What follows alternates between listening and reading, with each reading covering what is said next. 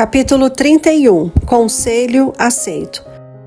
A preocupação com todas as igrejas, 2 Coríntios, capítulo 11, verso 28, especialmente com a igreja de Corinto, pesava sobre o coração de Paulo. Ele esperava encontrar Tito em Troade e assim descobrir como os cristãos coríntios tinham recebido seu conselho e repreensão. Porém, ele ficou desapontado e escreveu: Não tive sossego em meu espírito, porque não encontrei ali meu irmão Tito. 2 Coríntios, capítulo 2, verso 13. Então ele deixou a cidade de Troade e foi para a Macedônia, onde encontrou Timóteo em Filipos. Às vezes, com tristeza profunda, devastava o coração de Paulo. Ele temia que a igreja de Corinto pudesse interpretar mal o seu conselho e advertência. Mais tarde ele escreveu: Fomos atribulados de toda forma, conflitos externos, temores internos. Deus, porém, que consola os abatidos, consolou-nos com a chegada de Tito. 2 Coríntios, capítulo 7, versos 5 e 6. Esse mensageiro fiel trouxe a feliz notícia de que uma mudança maravilhosa havia ocorrido entre os cristãos de Corinto. Muitos aceitaram a orientação da carta de Paulo e se arrependeram. A vida deles não era mais uma mancha no cristianismo. Cheio de satisfação, Paulo enviou outra carta, expressando sua alegria. Mesmo que a minha carta lhes tenha causado tristeza, não me arrependo. É verdade que a princípio me arrependi. Às vezes, ele se arrependia de ter escrito com palavras tão severas. Ele continuou: Agora, porém, me alegro, não porque vocês foram entristecidos, mas porque a tristeza os levou ao arrependimento. A tristeza, segundo Deus, não produz remorso, mas sim um arrependimento que leva à salvação. O arrependimento que a graça divina produz leva a pessoa a confessar e a abandonar o pecado. Paulo vinha carregando no coração um peso pelas igrejas. Os falsos mestres estavam recomendando as próprias doutrinas em vez de ratificar a verdade do Evangelho. O desânimo que cercava Paulo foi revelado nas palavras: As atribulações que sofremos foram muito além da capacidade de suportar, a ponto de perdermos a esperança da própria vida. 2 Coríntios, capítulo 1, verso 8. Entretanto, um dos motivos da sua ansiedade havia desaparecido. Paulo exclamou com alegria: Bendito seja o Deus e Pai de nosso Senhor Jesus Cristo, Pai das misericórdias e Deus de toda consolação, que nos consola em todas as nossas tribulações, para que com a consolação que recebemos de Deus, possamos consolar os que estão passando por tribulações. E a nossa esperança em relação a vocês está firme, porque sabemos que da mesma forma como vocês participam dos nossos sofrimentos, participam também da nossa consolação. 2 Coríntios, capítulo 1, versos 3 a 7. A alegria de Paulo. Paulo louvou a Deus porque os coríntios haviam se convertido novamente e pela transformação do coração e da vida deles. Ele exclamou: Mas, graças a Deus, que sempre nos conduz vitoriosamente em Cristo e por nosso intermédio exala em todo lugar a fragrância do seu conhecimento, porque para Deus somos o aroma de Cristo, entre os que estão sendo salvos e os que estão perecendo. 2 Coríntios, capítulo 2, versos 14 e 15. Era costume da época um general vitorioso retornar da guerra, desfilando e exibindo os seus prisioneiros. Ele então nomeava portadores de incenso e quando o exército marchava vitoriosamente em direção à cidade, o cheiro era um aroma de morte aos prisioneiros condenados, indicando que eles estavam próximos do momento de sua execução.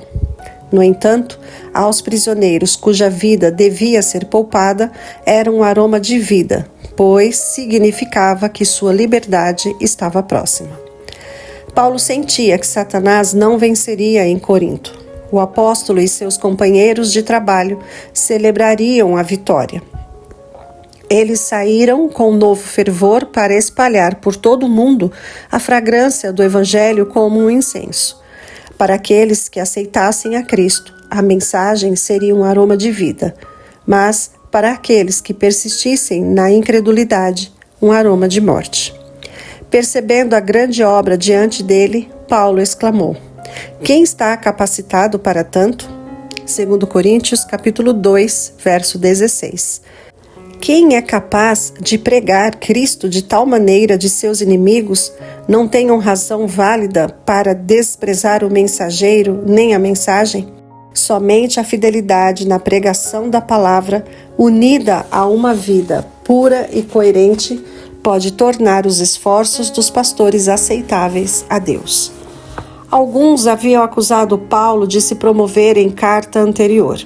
Ele perguntou: será que com isso estamos começando a nos recomendar a nós mesmos novamente?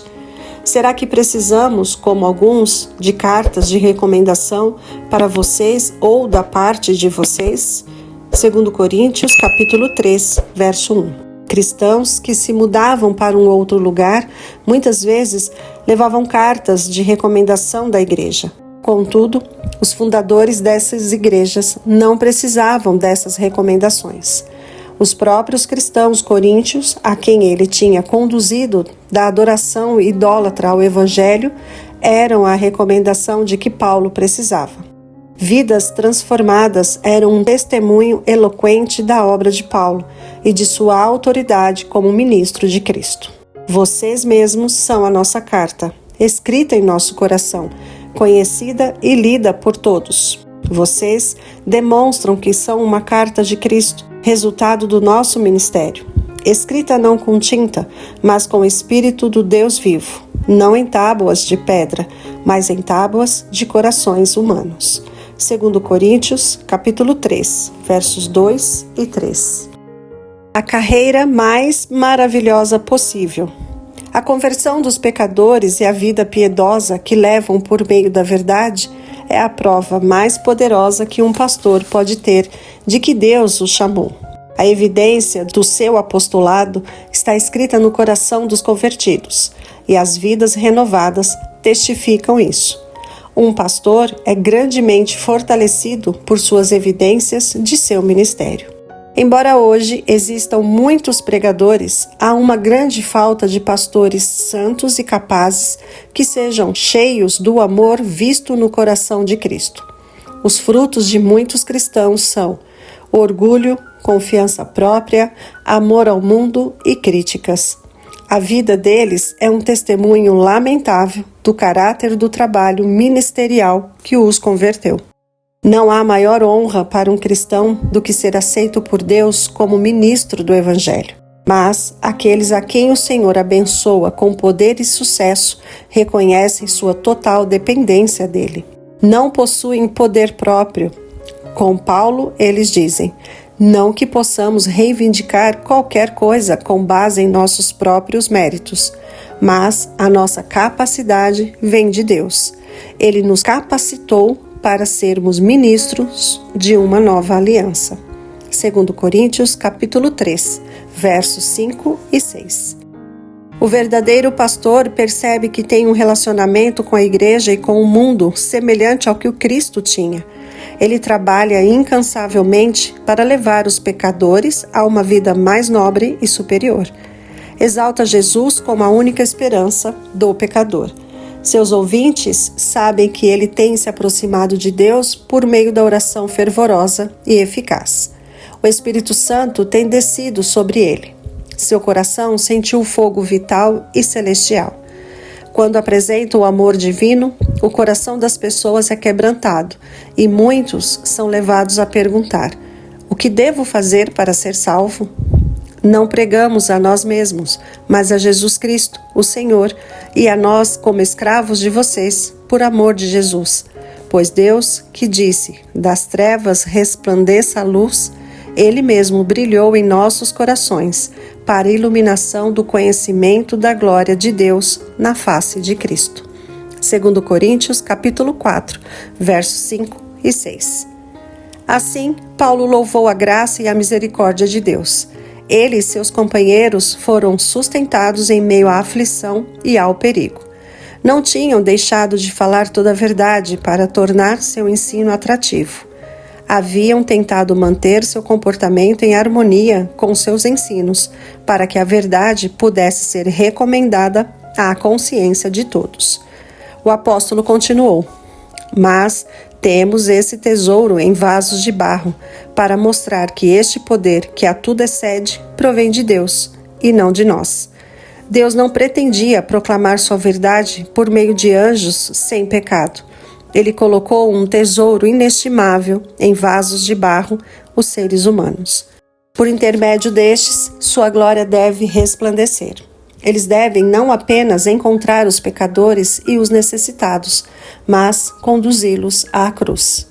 Paulo demonstrou que nenhum motivo egoísta o havia levado a escolher o serviço de Cristo.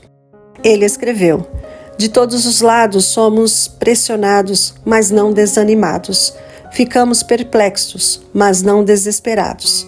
Somos perseguidos, mas não abandonados. Abatidos, mas não destruídos. Trazemos sempre em nosso corpo o morrer de Jesus, para que a vida de Jesus também seja revelada em nosso corpo.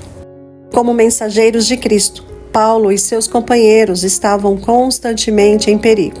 Ele escreveu: pois nós, que estamos vivos, somos sempre entregues à morte por amor a Jesus, para que a sua vida também se manifeste em nosso corpo mortal. Por meio da miséria e do trabalho pesado, esses ministros estavam imitando a morte de Cristo. Porém, o que os levava à morte estava trazendo vida aos coríntios. Por causa disso, os seguidores de Jesus não deviam aumentar os fardos e as dificuldades dos obreiros. Nada podia tentar Paulo a esconder sua convicção. Ele não compraria riquezas nem prazeres ao se conformar com as opiniões do mundo. Embora estivesse em perigo constantemente de morrer por causa de sua fé, ele não era intimidado. Sabia que Jesus, que tinha morrido e ressuscitado, também o ressuscitaria da sepultura e o apresentaria ao Pai. A cruz e a verdadeira conversão. Os apóstolos não pregaram o evangelho para se exaltar. A esperança de salvar pessoas perdidas os impedia de interromper seus esforços por causa dos perigos ou sofrimentos. Paulo escreveu: por isso, não desanimamos. Embora exteriormente estejamos a desgastar-nos, interiormente estamos sendo renovados dia após dia. 2 Coríntios, capítulo 4, verso 16. Embora sua força física estivesse se acabando, ainda assim, ele anunciava o evangelho sem hesitar. Esse herói da cruz seguiu em frente no conflito. Assim, fixamos os olhos, não naquilo que se vê, mas do que não se vê, pois o que se vê é transitório, mas o que não se vê é eterno. O apóstolo apelou aos irmãos em Corinto para que considerassem novamente o amor inigualável de seu Redentor, pois vocês conhecem a graça de nosso Senhor Jesus Cristo, que sendo rico, se fez pobre por amor de vocês, para que por meio de sua pobreza vocês se tornassem ricos. 2 Coríntios, capítulo 8, verso 9. Conhecemos a altura da qual ele se rebaixou, a profundidade da humilhação a quem ele desceu. Não houve descanso para ele entre o trono e a cruz. Paulo escreveu demoradamente sobre cada ponto, para que os que lessem sua carta pudessem compreender o quanto o Salvador se sacrificou por nós.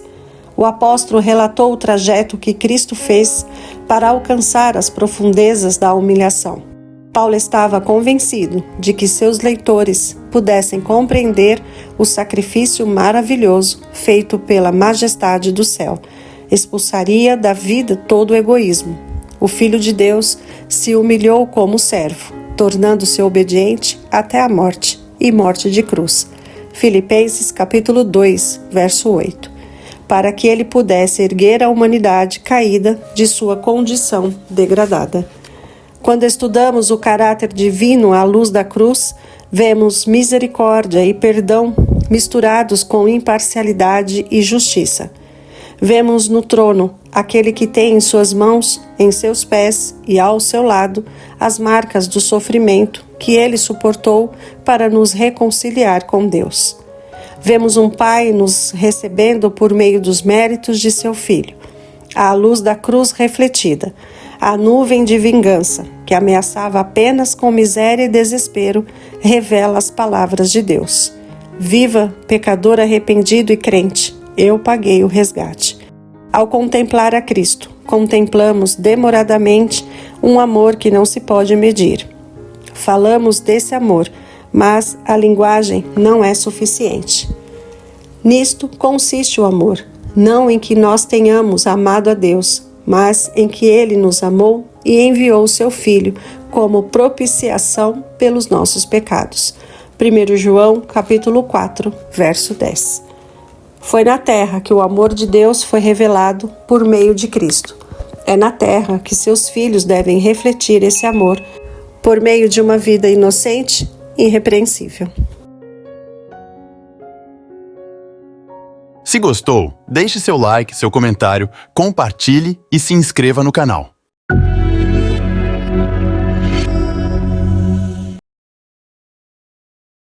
Conhece alguém que precisa de terapia? Alguém que está em depressão? Ansiedade? Estresse pós-traumático? Entre muitos outros traumas e problemas de ordem emocional ou psicológicos? Entre em contato hoje mesmo com os terapeutas Marcelo ou Nadi. Diga que assistiu o vídeo e ganhe uma consulta grátis.